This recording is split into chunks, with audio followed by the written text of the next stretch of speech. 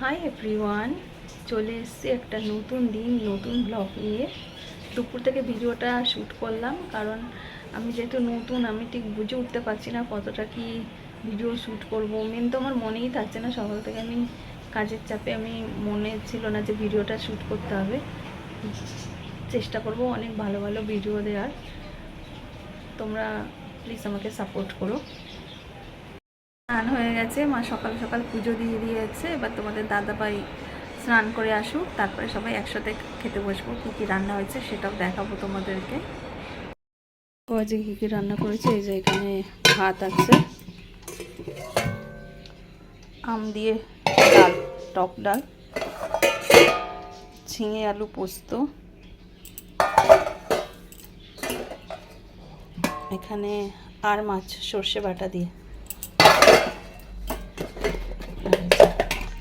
আমের চাটনি, ভাজা মশলা দিয়ে, ওই জন্য ওরকম দেখতে পাচ্ছে।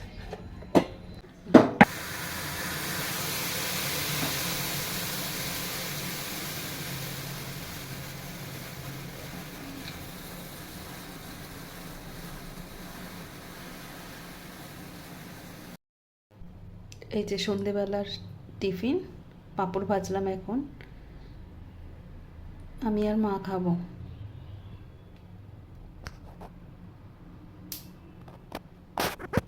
মা, ও মা কি করছো মা?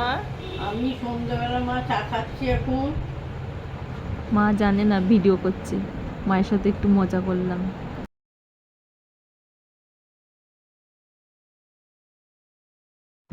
আজকে রাতের খাবার আমাদের তরকারি, রুটি আর আম, এটাই রাতের খাবার। এখন বাজে 11:30, শোয়ার সময় হয়ে গেছে।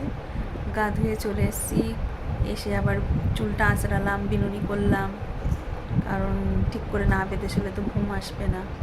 আর সন্ধ্যে থেকে তো আমাদের এখানে প্রচণ্ড বৃষ্টি হচ্ছিলো, আজ ওয়েদারটা ভালোই আছে। তোমাদের ওখানে বৃষ্টি হচ্ছে নাকি জানি না।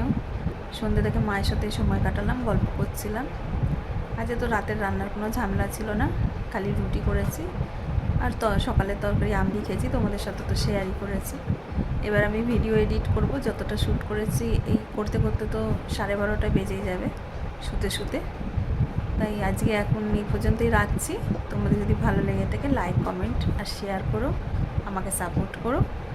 Tata, bye bye, good night, ভালো থেকো সব।